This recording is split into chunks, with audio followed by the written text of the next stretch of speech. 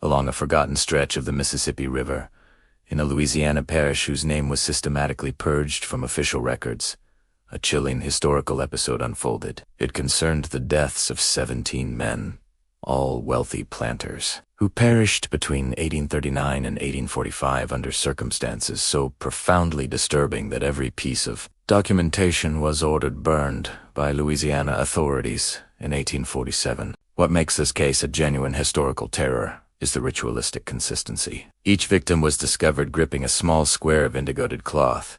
Their final, silent accusation, the whispered name of a woman. She was an enslaved woman, described in the financial ledgers as the most prized property in the entire Delta. A paper trail for her purchase simply vanished. For over a century, the story was deliberately suppressed, surviving only in coded planter correspondence and court records sealed until the 1950s. This is the truth behind the whispered legend of the Indigo Terra, the calculated campaign of a woman who turned the brutal machinery of male desire and ownership into an instrument of methodical, patient revenge. Before we delve into how one woman orchestrated the destruction of her oppressors, if you are captivated by historical mysteries where the truth is often darker than fiction, subscribe now to The Forgotten Liturgy and hit that notification bell. Tell us in the comments which state or city you are listening from, so we know where these forgotten horrors are being rediscovered. To grasp the methodical nature of the terror, we must first look at the Louisiana Delta in 1839. This was a land of sharp contradictions. Magnificent mansions and unparalleled wealth, built directly upon the backbreaking labor of enslaved people. In this unnamed parish, 47 major plantations operated as small, rival kingdoms. The owners, often French Creoles, competed not just in crop yields, but in the quality and appearance of their human chattel. Beneath this polite, wealthy surface thrived an acknowledged but unspoken market where certain enslaved women, those deemed exceptionally beautiful, became objects of intense, often violent, competition. Into this brutal hierarchy, in the spring of 1839, a cotton broker named Lysander Thibault introduced a figure who would become its destabilizing force. She was acquired from a declining South Carolina estate for an enormous sum, $3,000, 3 times the price of a skilled male field hand. Thibault's private journal refers to her only as the Gautier acquisition.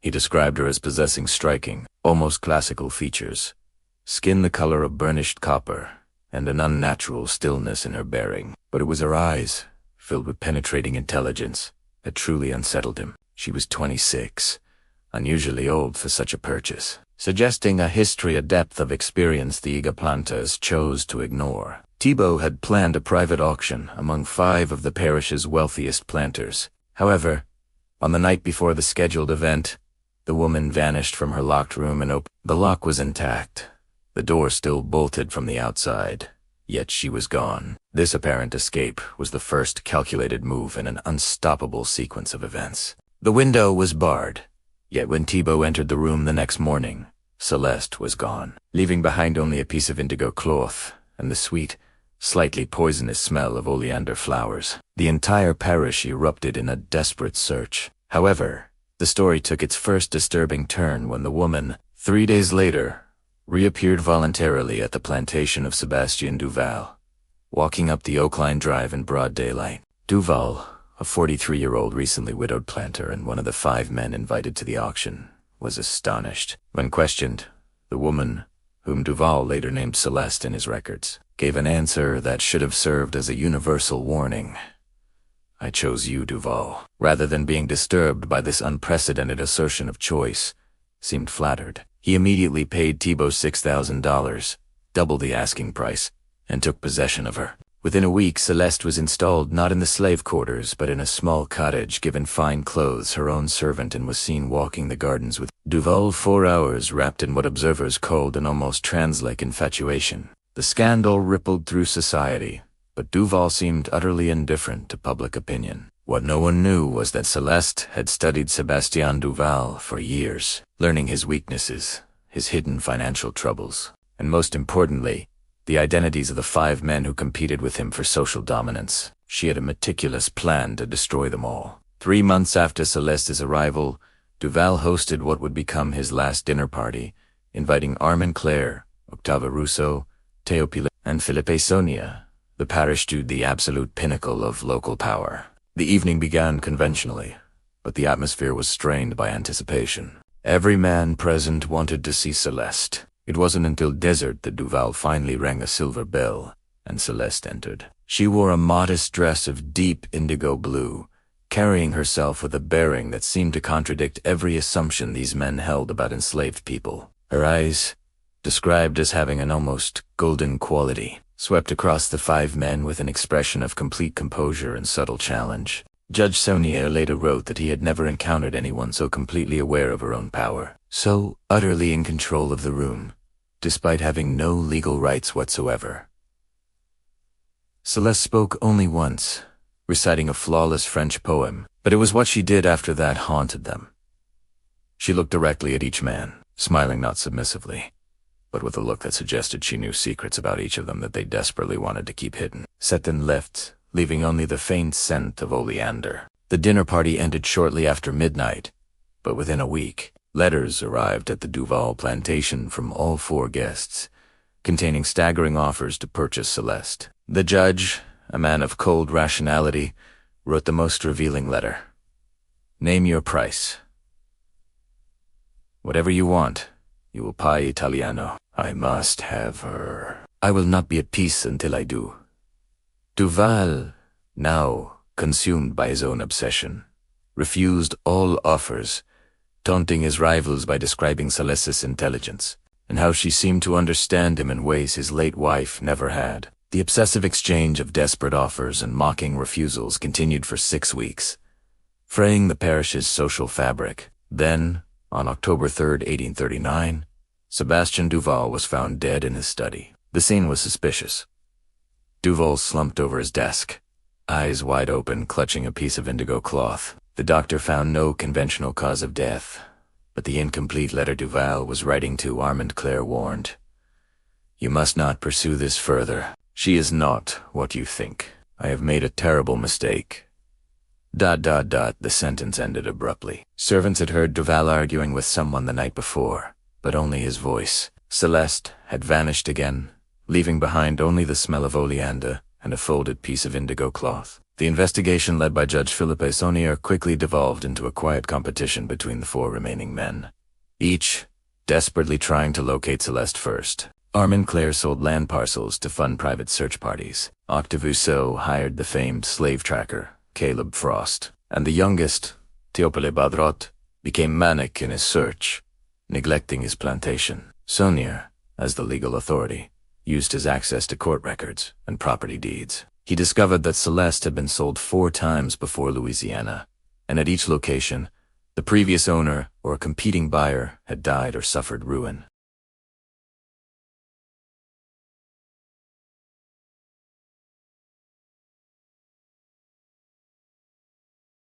As the weather turned cold, the atmosphere in the parish grew strained.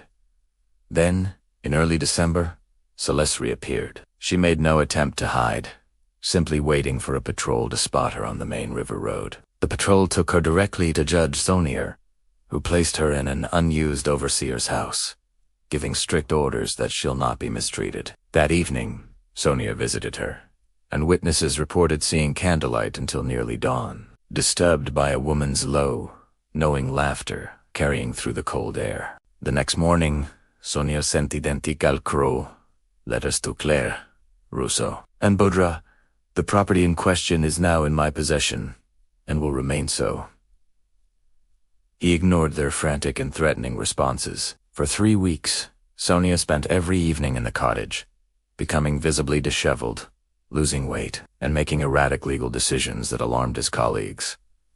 His wife left him, but Saunier didn't seem to notice. Then, on December 27, 1839, a slave ran to the main house. They found Judge Philippe Saunier lying in bed, his eyes wide open, staring at the ceiling, just like Duval before him. The sudden death of Judge Philippe Saunier left him wide-eyed, clutching a piece of indigo cloth, an image of pure terror frozen on his face. Celeste had vanished again, leaving only the scent of oleander, the guards swearing no one had entered or left the cottage. 2 men were dead in identical circumstances, yet the 3 remaining men were only more determined in their pursuit. The parish was about to learn that this hunt was orchestrated by the prey. The official investigation into Sonier's death found something peculiar.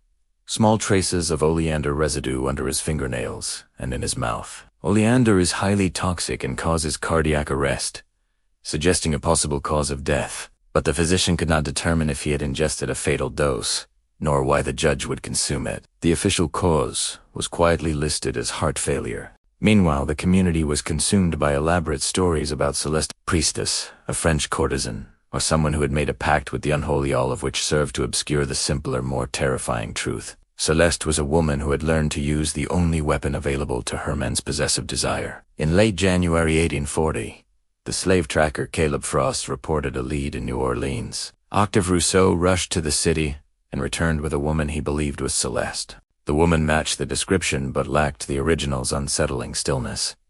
Rousseau, blinded by mania, didn't care. He installed her in the finest guest room, obsessed with treating her as a partner, convinced he would not die, like Duval.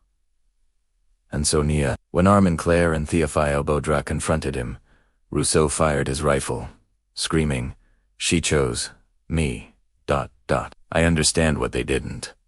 She needs to be treated not as property but as a partner."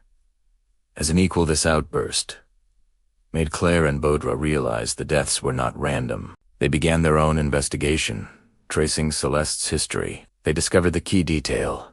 Celeste had been born in Saint-Domingue, Haiti, and had been sold multiple times, each sale following the ruin or suspicious death of her owner. Crucially, Claire discovered that Celeste had spent 2 years in Virginia on a plantation owned by a botanist who specialized in cultivating medicinal and poisonous plants including foxglove, hemlock, and oleander. The botanist himself had died from accidental poisoning. Celeste had worked in those gardens, learning the knowledge of death. Armed with this, Claire rode to Rousseau's plantation, shouting a warning.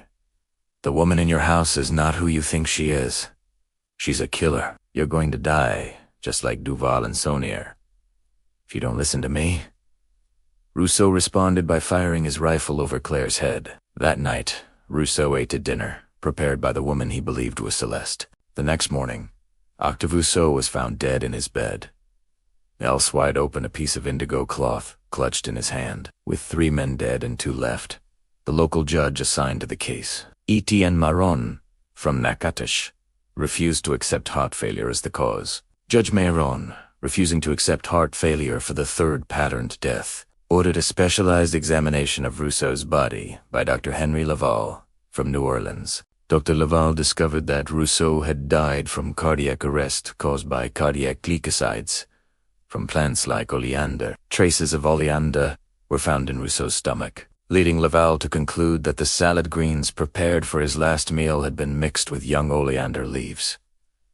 The woman Rousseau believed was Celeste had vanished, but a house servant named Marie testified that the woman who left the plantation did not look like the woman who arrived, suggesting she had worn a disguise to fool Rousseau and the professional tracker. Judge Marin issued an arrest warrant for Celeste, charging her with 3 counts of murder, and offered a $5,000 reward. Crucially, he ordered the immediate protective custody of the 2 remaining men, Armand, Claire, and Théophile. But Claire agreed, retreating to a guarded hotel in Opelousas. Baudrat, however, refused. After 20 months of terror, Baudrat was physically and mentally shattered, but he met Maron with a wild-eyed smile, claiming, "She's not coming to kill me. She's coming to free me. I've been waiting for her. I'm going to finally tell her the truth." Maron, troubled by this cryptic statement, began searching historical records. He found records linking the Boudreau family to Saint-Domingue, Haiti in the chaos of the 1804 revolution, where Gaspard Boudreau escaped a fire with his youngest son Théophile's father, leaving most of his family to perish. Ship manifests listed an enslaved woman named Marguerite and a 5-year-old child among the survivors brought aboard. Maran then interviewed an elderly aunt of Théophile, who revealed the horrific truth. Marguerite and her child were thrown overboard in the Gulf of Mexico by Gaspard Boudreau, because the woman had tried to escape and the child would be troubled. Maron now understood. If Celeste was older than she appeared, she could be that 5-year-old child who had miraculously survived and spent more than 3 decades planning revenge against the men who had been complicit in her mother's death. Gaspard Boudreau had died, but his son Theophile had inherited the guilt. Moran immediately sent deputies to bring Theophile to protective custody by force. But when the deputies arrived on the evening of February 14, 1840, they found the front door open and a trail of indigo cloth leading into the study. Theophile Boudreau was sitting at his father's desk, dead, his eyes wide open in terror. Clutched in his hand was a piece of indigo cloth and a completed letter addressed to Celeste. The letter confirmed everything Moran suspected. "You are 5 years old. Primera. Quoi? SS6. I watched from the ship's railing as my father ordered you and your mother thrown into the sea. I watched as my father laughed and said sharks would finish what he'd started." The letter left by Boudreau was a devastating, decades-delayed confession. "I've carried this image for 34 years. I watched from the ship's railing as my father ordered you and your mother thrown into the sea. I grew up knowing I was complicit in murder. ... I welcome it. I have been waiting for you to finish this."